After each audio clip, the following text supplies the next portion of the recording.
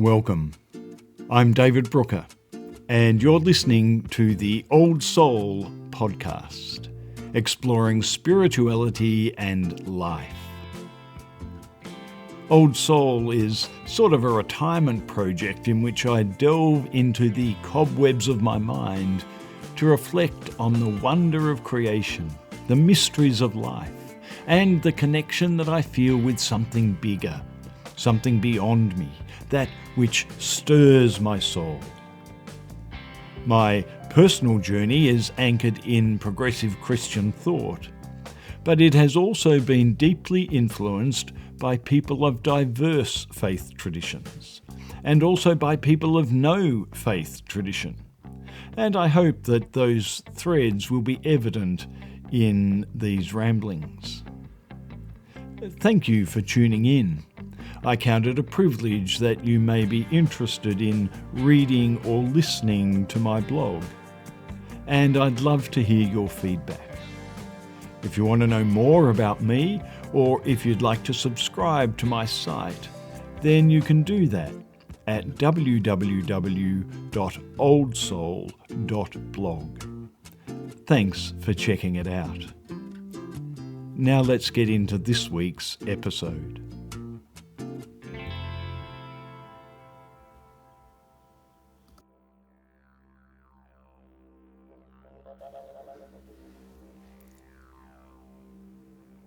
Welcome again to the Old Soul podcast. I'm David Brooker, and this is episode 7, Australia's Forgotten Hero. The Paris Olympic Games are winding up this weekend, and while the difference in time zone has hindered any binge watching on TV, I do tend to check the ABC Olympic Update each morning and try to catch the highlights replay each day. There has been some compelling viewing if you're a sports fan, including the emergence of some new Olympic heroes, the 14-year-old skateboarder Arissa True amongst them. But I want to take you back almost 56 years, to the 1968 Olympic Games in Mexico City, and to recall the story of another Australian Olympic hero.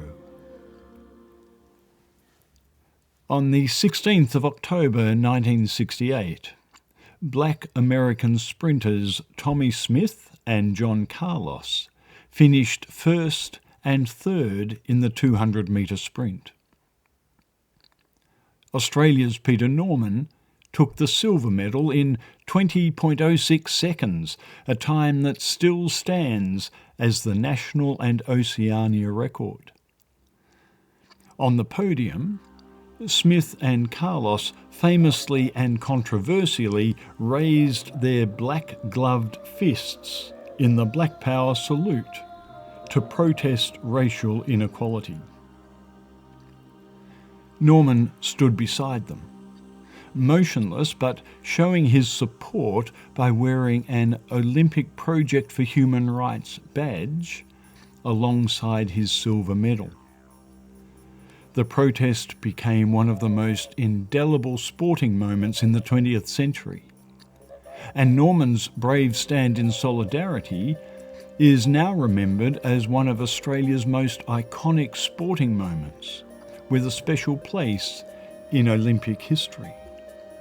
Said Norman, "I think most Australians would favour what I did. At least I hope they do. I believe in civil rights. Every man is born equal and should be treated as humans. I thought this was a good chance to have a white man on their side." But that was not the universal attitude at the time. Smith and Carlos were sent home from Mexico in disgrace by the US Olympic Committee, while Norman also suffered a backlash for his role in the Black Power salute. When Norman returned to Australia following the 1968 Olympics, he faced intense criticism from the media and from the public Sport and politics don't mix, they said. He was ostracised by the Australian Olympic Committee, who decided not to send him to the 1972 Munich Olympics, even though he had met the qualifying time on numerous occasions. Indeed, while Peter Norman has long been celebrated in the US for his contribution to civil rights, Australia has only belatedly made efforts to remember his achievements in athletics and to affirm his contribution to racial equality.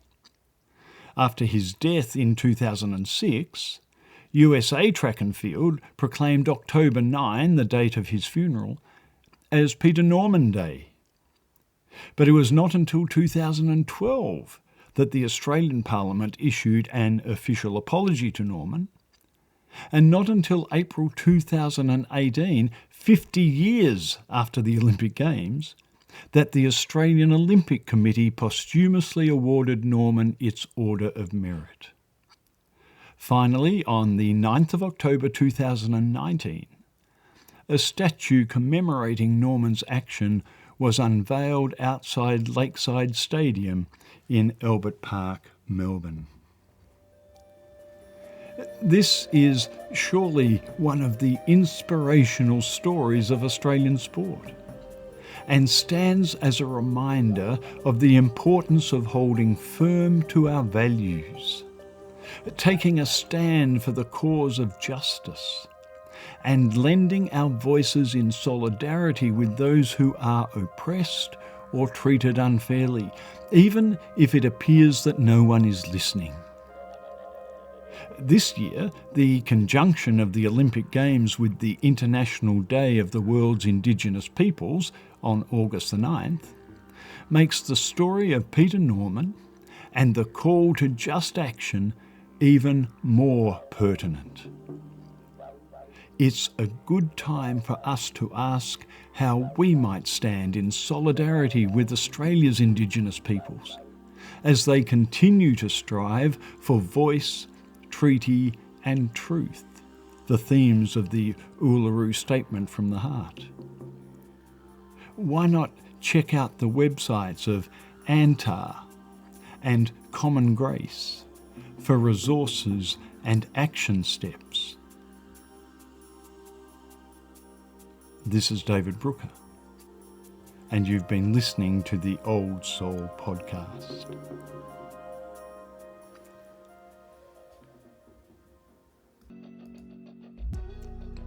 Well, that's it for this podcast. Thanks for sticking it out to the end. I do hope you found it worthwhile. Incidentally, if you prefer to read rather than listen, you can find the text of this podcast, along with a host of other resources, at www.oldsoul.blog.